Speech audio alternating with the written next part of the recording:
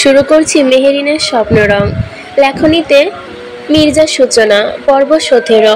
মেহেরিন বাসায় ফিরে দরজা খুলতে দরজার দিকে তাকিয়ে ঢুকে যায়। মায়ের প্রশ্নের উত্তর দিয়ে শুধু বলেছিল, একটু পরে কথা বলি মা। মা তারপর ফ্রেশ হয়ে নরম বিছানায় গা এলিয়ে দেয়। 3 দিনের ট্যুর আর সব উল্টোপাল্টা অনুভূতির মাঝে এক অন্যরকম ক্লান্ত। চোখ বুঝতে যেন চারপাশ নিস্তব্ধ হয়ে আসে। কিছু না ভেবেই ঘুমিয়ে পড়ে। অন্যদিকে হৃদ আর রাহি এসে পৌঁছায় তালুকদার ভিলাতে। গাড়ি ঢুকতেই দারোয়ান সালাম দেয়। হৃদ শুধু মাথা নেড়ে সাড়া দেয়। রাহি তো একেবারে গোল গোল করে ভেতরে ঢুকে পড়ে। ড্রয়িং রুমে প্রবেশ করতে দেখতে পাই সবাই সেখানে বসে আছে। রেদওয়ান তালুকদার, সাভিয়া তালুকদার, জাফর তালুকদার, শামীমা তালুকদার, মিলি, রামিম, এমনকি ছোট আরিফ পর্যন্ত সবাই উপস্থিত। হঠাৎ রাহি বলে উঠল, আরে এত জটলা কিসের? আবার কি বিয়ে শাদিটা দিয়ে কোনো প্ল্যান হচ্ছে নাকি? রায়কে দেখে সাভিয়া তালুকদার খুব খুশি হয়। উনি বলেন, এসেই ভণ্ডামতা শুরু করে দিয়েছ, চুপচাপ এখানে বসো। রাখি ভদ্র মেয়ের মতো গিয়ে বসে পড়ে। তালুকদার ভিলায় ড্রয়িং রুমে আজ একটু অন্যরকম ব্যস্ততা। সাজানো গোছানো রুমের পরিবেশটা হালকা অগোছানো ছাপ, উত্তেজনার ছাপ বটে। সবাই একসাথে বসে আছে। রেদওয়ান তালুকদার সামনে সোফায় গম্ভীর ভঙ্গিতে, পাশে সাভিয়া তালুকদার, জাফর তালুকদার আর শামীমা তালুকদার এক পাশে, আর বাকিরা ছড়িয়ে ছিটিয়ে।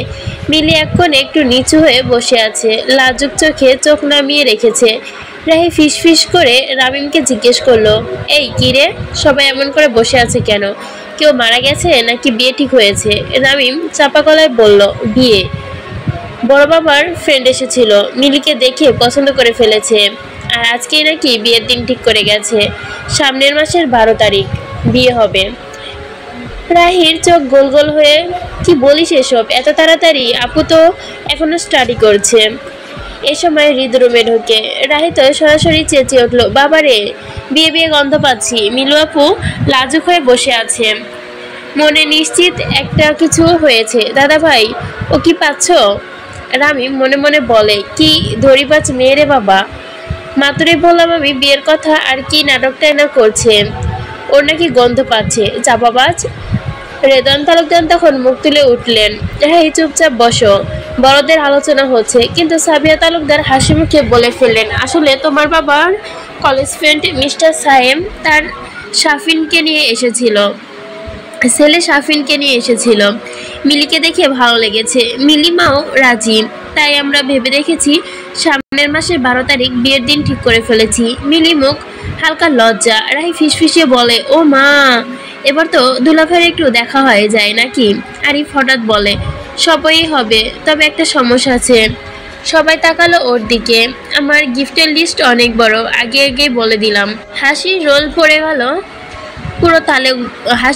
পড়ে গেল পুরো ঘর জুড়ে। মিষ্টি উত্তেজনায় উষ্ণ ভালোবাসা ভরা এক গন্ধ, আর সেই গন্ধটা ঠিক মাঝখানে দাঁড়িয়ে আছে মিলি, তার জীবনের নতুন অধ্যায়ের দরজা। সবার মুখে একটা আলোচনা, মিলির বিয়ে। এর মধ্যেই রেদওয়ান তালুকদার হৃদকে ইশারা করে ডাকলেন ড্রয়িং রুমের কর্নারে। হৃদ এগিয়ে যেতেই বাবা নিচু গলায় বললেন, হৃদ, তুমি এতক্ষণে বুঝে গেছো আশা করি। আমরা একটা প্রস্তাব পেয়েছি মিলির জন্য। শাফির নাম, ছেলের, আমার ক্লাসমেট সাহেবের ছেলে, লন্ডন থেকে ভালো চাকরি করে, ব্যবহারও ভদ্র, শিক্ষিত একটা ছেলে।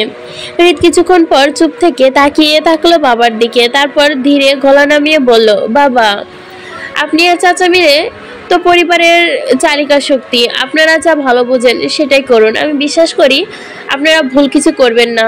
তবে সে একটু থেমে বলে, মিলি কি রাজি? সংসারও করবে, আমরা না। প্রথমে ওর সম্মতি নিন, ওর ইচ্ছেটাকে গুরুত্ব দিন। রেদওয়ান তালুকদার মৃদু হাসলেন, ছেলের কাঁধে হাত রেখে বললেন, এটাই শুনতে চেয়েছিলাম। তুমি বাকি ভাই বোনদের মতো আবেগী নয়, বাস্তব নিয়ে ভাবো। তাই I am proud of you my boy. হৃদ মুখ নিচু করে বলল, আমি বড় ছেলে বাবা, দায়িত্ব না নিলে কে নিবে? তবে বিয়ে মানে শুধু সম্পর্ক না, মানিয়ে নেওয়ার লড়াই। মিলি যদি তৈরি থাকে তবে সবার আগে আমি রাজি। আমার কাছে সবকিছুর ঊর্ধ্বে আমার বোনেরা। ঘরের পরিবেশটা ধীরে ধীরে হালকা হতে শুরু করেছে। সবার মুখে এক প্রকার প্রশান্তি। ঠিক তখনই হৃদ একটু এগিয়ে এসে বলে, আব্বু আমি ফ্রেশ হয়ে আসছি। রেদওয়ান তালুকদার মাথা নেড়ে বলে, হ্যাঁ হ্যাঁ যাও।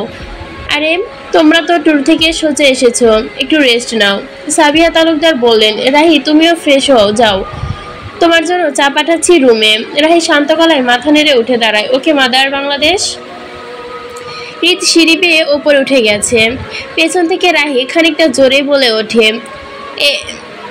এইটা ঠিক না, মিলিয়াপুর বিয়ে ঠিক হয়ে যাচ্ছে, আর আমাদের দাদা ভাইয়ের ব্যাপারটা কেউ কিছুই ভাবছে না। সবার মুখে চাপা হাসি, কেউ চোখে ইশারা করে। রাহি থামে না। এই বাড়িতে দাদা ভাইয়ের সাথে একবারে অবিচার করা হচ্ছে। ওনার বিয়ে হবে কবে শুনি? হৃদ সিঁড়ির মাঝখানে দাঁড়িয়ে পেছনে ফিরে কড়া চোখে তাকায়। Rahi, behave yourself. রাহি মুখটা ছোট্ট হয়ে যায়। আহা, একটু মজা করলাম। তার আগে হৃদ আর কিছু না বলে সোজা উপরে উঠে যায়, আর রাহি নিজের কান চেপে ধরে এক দৌড়ে নিজের রুমে ঢুকে পড়ে। উফ, এই বাড়িতে আমার কোনো মূল্যই নেই, যার জন্য করি চুরি সেই বলে চোর। নিজে তো মুখ ফুটে বিয়ের কথা বলতে পারে না, আমি সাহায্য করছিলাম, একটু ধন্যবাদ দিবে তা না বকছে। এই ভাইটাকে নিয়ে আর পারি না। সবার মুখে হাসি। রাহি দুষ্টুমতে হৃদের গাম্ভীর্য মিলিকে মুহূর্তেই এক দারুণ ও স্মরণীয় মুহূর্ত তৈরি করেছে। রাত 8টা। সন্ধ্যার আধার কেটে আসছে চাঁদের হালকা আলো, আর শিকদার বাড়ির আঙিনায় ছড়িয়ে পড়েছে এক মিষ্টি নীরবতা। বাড়ির ভেতর নেমপ্লেটটি সূর্যের শেষ রশ্মির আলোকে আলোকিত হয়ে সোনালী রঙে জ্বলজ্বল করছে। শিকদার বাড়ি যেন অভ্যাসগততা জানিয়ে দেয়, এখানে আসে এক শিল্পী, এক কবি, এক সৃষ্টির জগৎ। বাড়ির পরিবেশটি ছিল প্রশস্ত। দরজা পেরিয়ে এক খোলা পথ, সেখানে পৌঁছালো সুন্দর সাজানো বাগান। এখানে গাছের সাথে ফুলের ভিড়ে যেন নতুন কোনো রহস্য লুকিয়ে আছে। অনেক রকমের ফুলের গাছ সাজানো, গোলাপের মিষ্টি গন্ধ আর লেবু ফুলের শুকনো মিষ্টি সুবাস মিলে এক স্নিগ্ধ পরিবেশ তৈরি করেছে। এখানে প্রায় রাতেই ভেসে আসে মধুর সুর, পাখিরা নিজেদের গানে সুর তোলে গান গায়। যেখানে রাতে এক নীরবতা তাদের জন্য। বাগান থেকে সোজা সিঁড়ি দিয়ে উঠে যায় বাড়ির পেছনে। এক পাশ থেকে সাদা মার্বেলের পাথর দিয়ে তৈরি ফুটপাত, আরেক পাশে ঝাড়বাতি, যেগুলো গভীর রাতে রাস্তার লাল নীল আলোয় আলোড়ন সৃষ্টি করে।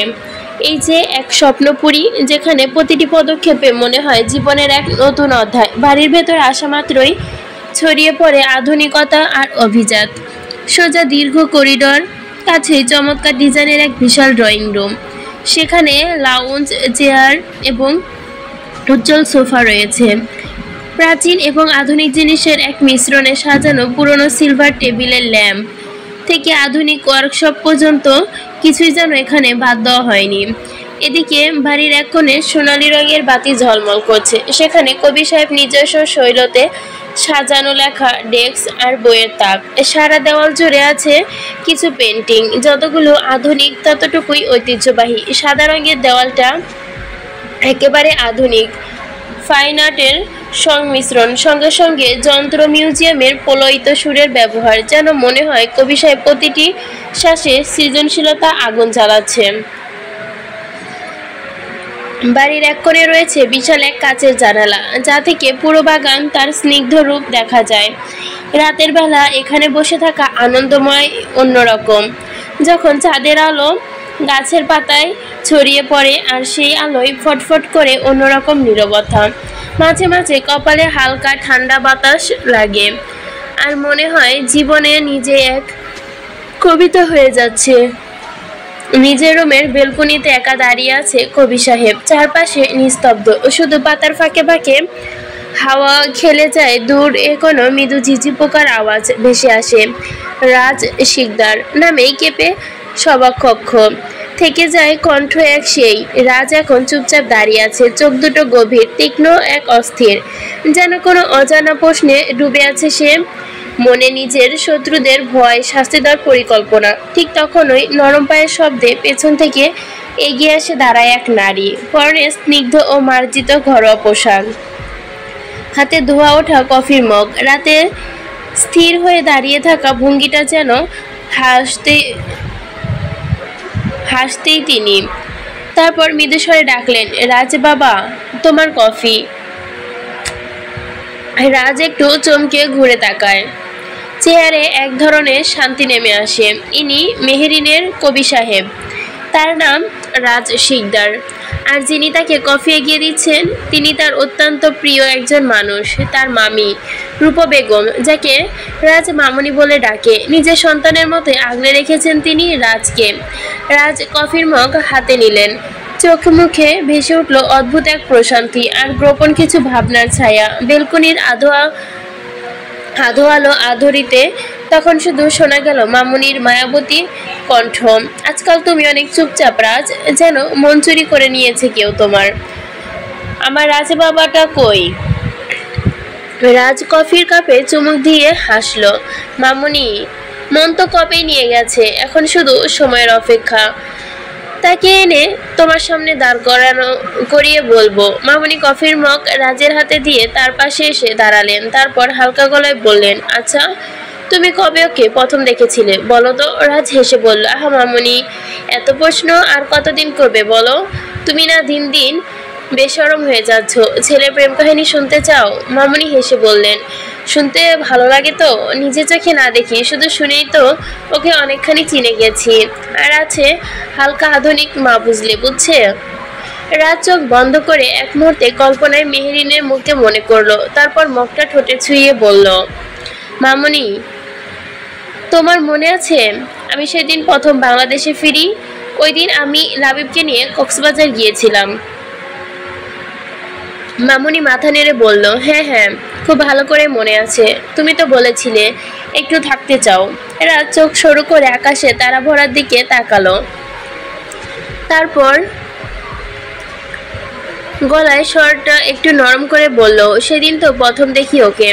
অতীতে ডুবে দেয় রাজ। সেদিন প্রথম দেখেছিল মেহেরিনকে 3 বছর আগে। সন্ধ্যার আলো ধীরে ধীরে মিশে যাচ্ছে সাগরের জলে। রোদ আর লালচে আকাশে মিশছে পুরো কক্সবাজারের সমুদ্র সৈকত। মনে হচ্ছে যেন কোনো শিল্পী তুলিতে আঁকলো এক নতুন স্বপ্ন। হাওয়া বইছে ধীরে ধীরে। সমুদ্রের ঢেউ এসে পায়ের কাছে আলতো করে ভিজিয়ে দিয়ে চলে যাচ্ছে। রাজ শিকদার বিদেশ ফেরত সেই কবি যুবক দাঁড়িয়েছিল সৈকতের ধারে। লাবিবের সঙ্গে কোনো এক কথোপকথনে জড়িয়েছিল। লাবিব হচ্ছে রাজের অ্যাসিস্ট্যান্ট, কিন্তু লাবিব আর আরেকটা পরিচয় আছে, সেটা হলো রাজের মামাতো ভাই। লাবিবের সাথে কোনো একটা বিষয় নিয়ে আলোচনা করছিল রাজ, কিন্তু হঠাৎ যেন কোনো দৃশ্য টানে তাকে থমকে গেল। দূরে ঢেউয়ে গা ঘেঁষে দুটো বোন ঝুঁকে পড়ে কিছু করাচ্ছে। এইটা আমারটা, আমি আগে পেয়েছি। আবার শুরু করলে মেহু? আমার ঝিনুক নিয়ে গেছো। মেহেরির নামটা তখনও রাজের কানে অজানা, কিন্তু কণ্ঠটা যেন একেবারে গেঁথে গেল মনে। ছোট ছোট হাসি, খিলখিলানি শব্দ, চোখের কোণায় ঝলমলে এক উচ্ছ্বাস। হাওয়ার এক ভেজা চুল উড়ে এসে আবারও মুখে পড়ছে, আর সেই বিরক্ত মুখে সরিয়ে হাসছে। সেই হাসি যেন ঢেউয়ের চেয়েও মৃদু অথচ গভীর। তার পাশে ওর বোন মেহবুবা রাগে কিন্তু মায়া ভরা গলায় কথা বলছে, আর ওদের ছোট্ট ভাই মাহির হাসতে হাসতে সেসব বন্দি করছে ক্যামেরার ফ্রেমে। আর ঠিক তখনই রাজের মনে হলো সময় যেন দাঁড়িয়ে গেছে। সে অপলক চেয়ে রইল সেই মুখটার দিকে, যে মুখ ছিল দুষ্টুমির ছাপ, আর চোখে এক ধরনের সরলতা স্পষ্টতা।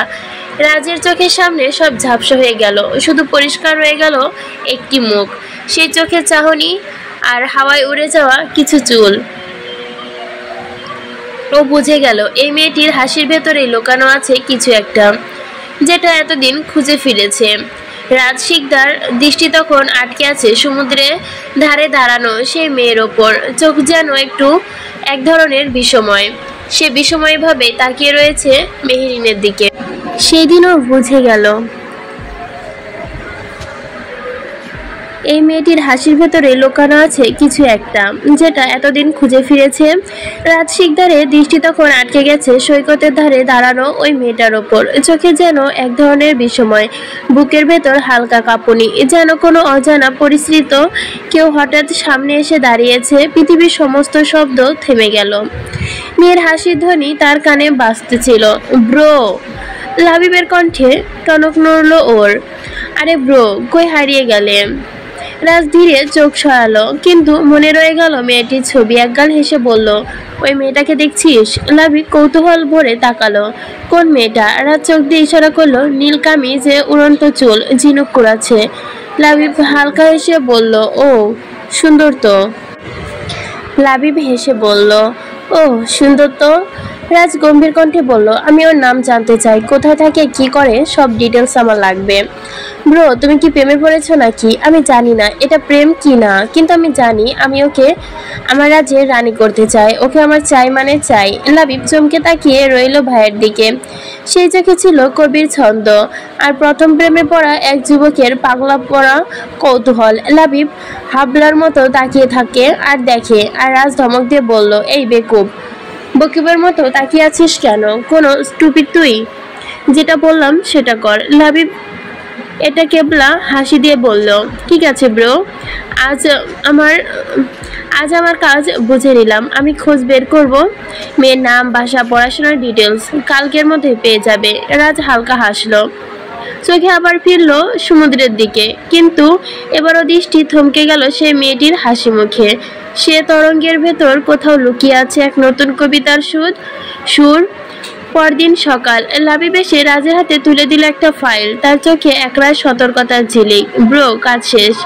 রাজ ফাইলটা হাতে নিয়ে নীরবে পাতা উল্টাতে লাগলো। প্রতিটা লাইনে মেহেরিন, তার পুরো নাম, কলেজ, সাবজেক্ট, পরিবার সম্পর্কে কিছু তথ্য, এমনকি সাথে ছিল কিছু ছবি। সেখান থেকে নিজের বন্ধুদের সঙ্গে হাসছে, দুষ্টুমি করছে।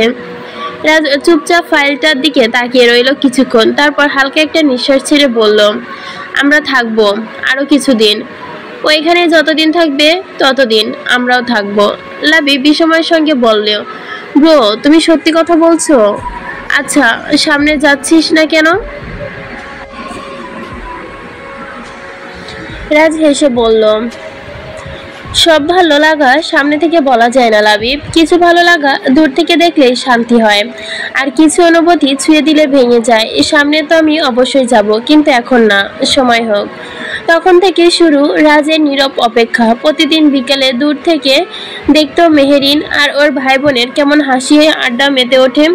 ঝিনুক কোড়ায়, খালি পায়ে জলের ধারে হেঁটে বেড়ায়। মেহেরিন হয়তো জানে না কারো চোখে তাকে খুঁজে ফিরছে। 3 দিনের ট্যুরের সময়সীমা পার হলে রাজ থেকে গিয়েছিল আরো 2 দিন। দূর থেকে তাকিয়ে থাকা, চুপচাপ হোটেল থেকে বেরিয়ে এসে সৈকতের এক কোণে বসে থাকা। সেখানে মেহেরিনের হাসির শব্দ ঢের মতো ভেসে আসে তার কানে।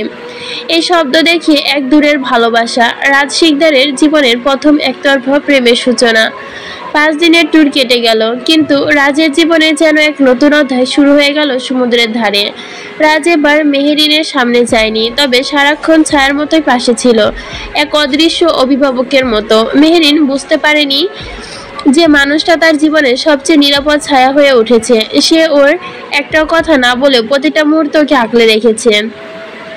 কখনো দূর থেকে দেখেছে মেহেরিনের পথ আটকে কথা বলতে আসা কিছু ছেলেকে, কিন্তু সেসব চলেনি বেশিক্ষণ। রাস্তাদের ঠান্ডা দৃষ্টিতে একটা কিছু বলে দিয়েছে, যা মুখে না বলেও বোঝানো যায়, এই মেয়ের চারপাশে থাকার অধিকার তোমাদের নেই। এই ছেলেগুলো একে একে উধাও হয়ে গেছে, আর কেউ সাহস করেনি মেহেরিনের পাশে ফিরতে। মেহেরিন জানতো না তার নিষ্ফলক হাসি কারোর জন্য চোখ ভেসে ওঠে সারাক্ষণ। জানতো না সমুদ্রের পাড়ে হোঁচট খেলে তার পেছনে চোখ বড় করে রেখে বুক ধুকপুক করে ঝুঁকে পড়ে গেল কেউ। রাজ নিজেও জানতো না কোন তাগিদে সে বারবার এই মেয়েটির হাসি দেখতে চায়। সেই নিষ্পলক চেহারার ছায়াটাই নিজেকে হারিয়ে ফেলতে চায়। 5 দিন যেন উড়ে গেল চোখের পলকে, তবে সে 3 দিনই রাজকে ভালোবেসে ফেলতে শিখিয়ে দিয়েছে, চুপি চুপি, দূর থেকে, না ছুঁয়ে, না বলে। মেহেরিন জানতো না কোনো এক অচেনা মানুষ তার নিঃশর্ত ভালোবাসতে আগলে রেখেছে। ভালোবাসায় কেন কোনো দাবি নেই, কোনো শর্ত নেই, কেবল স্নেহের ছায়া, নিরাপত্তার আশ্বাস। সে জানতো না সমুদ্রের পাড়ে যে ছেলেটা বারবার দূর থেকে তাকিয়ে থাকতো, সে আজকে হৃদয়ের কবি সাহেব হয়ে উঠবে। আর রাজ, সে তো কবি সাহেব হয়েই এসেছিল। হঠাৎ করেই নাম ভেতরে ভেতরে রাজ অনেক আগেই মেহেরিনের জন্য বদলে গিয়েছিল, আর কবিতার ছত্রে ছত্রে একটা নাম ফুটে উঠেছিল, সে। আর এখন সেটা হচ্ছে মেহেরিন হয়ে রক্ত মাংসের বাস্তব হয়ে দাঁড়িয়েছে মনের মঞ্চে। রাজ জানতো না যে কখন কবি হয়ে উঠেছে, শুধু জানতো মেহেরিনের দেখার পর থেকে শব্দরা তার দিকে ছুটে আসে। সে মেয়েটার হাসি, চুল সরিয়ে দেওয়া কপাল, সেই সমুদ্রের বালিতে বসে দুষ্টু বোনের সাথে ঝগড়া করা, সেই চোখের পলকে চেয়ে থাকা সেই মেয়েটাকে এক রাজ্যের কবিতার সাথে নীরব প্রেরণা। রাজ ভালোবেসেছে নিঃশব্দে, তাহার এই ছুটতে না জানিয়ে শুধু মনের অস্তিত্ব খুঁজে বেড়ায়। মেহেরিনে স্থান দিয়েছে 3 বছর। রাজের জীবনের সবচেয়ে নীরব অথচ সবচেয়ে উচ্চারিত ভালোবাসার সময়। 3 বছর ধরে পাগলের মতো ভালোবেসেছে রাজ মেহেরিনকে। প্রতিদিন, প্রতিক্ষণ, প্রতিটি নিঃশ্বাসে কেবল মেহেরিন। সেই ছিল না মেহেরিনের কাছে, কিন্তু মেহেরিন ছিল তার হৃদয়ের প্রতিটা কোণে। রাজে শুধু দিন শুরু হতো মেহেরিনকে একবার দেখার আশায়, আর দিন শেষ হতো তার মুখখানা মনে রেখে। এক নজর দেখার জন্য রাজ কি না করতো। বইয়ের মাঝে লাইব্রেরিতে মুখ ডুবে লাইব্রেরির এক কোণে বসে থাকতো, রাস্তার ধারে দাঁড়িয়ে থাকতো, শুধু যাতে মেহেরিনের চোখে আড়াল না থাকতে পারে। বৃষ্টির দিনে ছাতা হাতে দাঁড়িয়ে থাকতো রাস্তার ধারে, শুধু ওর ছাতার ছায়া দেখার জন্য। আশেপাশে যদি কেউ মেহেরিনের দিকে বাড়িয়ে দিত এক চিলতে আগ্রহ, এরা চুপিসারে সরে যেত না, বরং চুপচাপ সরিয়ে দিত তাদের। 2-1 মানুষ সবসময় মেহেরিনকে ফলো করে। লেকপারে যে কয়েকজন ছেলেকে মেহেরিন বাজে কথা বলেছিল, তাদের এক একজন কবে যে বাতাসের মতো উড়িয়ে দিয়েছিল রাজ, কেউ টেরই পায়নি। রাজ ওদের জীবনে যখন এসে গেল, অপর পাশে লাশ পাওয়া যায় লেকের পারে। আর সেই অ্যাক্সিডেন্টের দিন, ওই দিন রাত ছিল মালয়েশিয়াতে। মেহেরিনের অ্যাক্সিডেন্টের কথা শুনে পাগল হয়ে গেছিল প্রায়, সাথে সাথে ব্যাক করে বাংলাদেশে। যখন জানতে পারে মেহেরিনের জন্য রক্ত পাওয়া যাচ্ছে না, তখন ওই 2 মেয়েকে রাজ পাঠিয়েছিল মেহেরিনকে রক্ত দিতে। রাজ ছিল মেহেরিনের ছায়ার মতো, সবসময় পাশে অথচ আড়ালে, নামহীন, দাবিহীন, কিন্তু ভালোবাসার প্রতিটি মানে রাজ বুঝেছিল শুধু নিজের মতো করে। মনে আছে সেই দিনটার কথা? দিনটাই ঝড়ের মতো এসেছিল। মেহেরিনের অ্যাক্সিডেন্ট খবর পেয়ে রাজও ছুটে এসে গিয়েছিল সেইখানে, তবে নিজের পরিচয় নয়, একজন ডাক্তার সেদে, সাদা কোট, মুখে মাস্ক। কেউ যেন তাকে না চিনে ফেলে। হাসপাতালে শীতল বাতাসে যে চুপচাপ মেহেরিনের পাশে বসেছিল। তখন মেহেরিন অচেতন, নিসার। রাজ তার হাত দুটো ধরে অবস্থায় বসেছিল অনেকক্ষণ। তার বুকের ভেতর কেঁপে উঠছিল এক নিঃশব্দ আকুতি। আরেকটু যদি চোখ খুলে তাকাতেও, যদি একবার আমায় দেখতো। কিন্তু রাজ জানতো ওই ভালোবাসা প্রমাণের জন্য শব্দের প্রয়োজন নেই, প্রয়োজন শুধু সময়ের। হাসপাতাল থেকে বেরিয়ে আসার পর রাজ আর একটাবারও মেসেজ করেনি, একটা কবিতাও পাঠায়নি। সে ইচ্ছে করেই নিজেকে সরিয়ে নিয়েছে। রাজ দেখতে চেয়েছিল মেহেরিন কি আমায় ভুলে যাবে, নাকি মনে রাখবে সে কবি সাহেবকে। সে কোনো কিছু বলেওনি ভালোবাসি, তবুও নিঃশব্দে ভালোবেসে ফেলেছিল। শিকদার বাড়ির রাত তখন গভীর, চারদিকে একরকম নীরবতা, শুধু বেলকনির এক কোণে রাজ আর মামুনির কথোপকথন। মামুনি গভীর দৃষ্টিতে রাজের দিকে তাকিয়ে থাকে। মেয়েটা কি জানে নিঃশর্তভাবে কতটা ভালোবাসে ওকে কেউ? এই যুগে এসেও কেউ এইভাবে ভালোবাসে নিঃশর্তভাবে? ভালোবেসে কেউ ভাগ্যবতী নারী সে? রাজ নিঃশব্দে একটা দীর্ঘশ্বাস ফেলে, যেন বুকের ভেতর জমে থাকা শত কথা এক দীর্ঘশ্বাস হয়ে ঝরে পড়ল। ঠায়র ঘুরে উঠে বলল, মামুনি, আমার খুব ক্ষুধা পেয়েছে, খেতে দাও। খেতে? তোমার বৌমাকে দেখতে যাব। ম্যাডাম তো বন্ধুদের সাথে ট্যুর দিয়ে আসলো। মামুনি মুচকি এসে আদরের ভঙ্গি দিয়ে চুলে হাত বুলিয়ে চলে গেছে রান্নাঘরে। সেই রাতে শিকদার বাড়ির বাতাসে ভেসে বেড়ায় রাজের অনেকখানি ভালোবাসার গল্প, আর সেই মায়ের নীরব প্রার্থনা, যেখানে সেই মেয়ে একদিন ঠিক বুঝে নেয় কতটা নিঃশব্দভাবে ভালোবেসে গেছে ওকে একজন কবি সাহেব।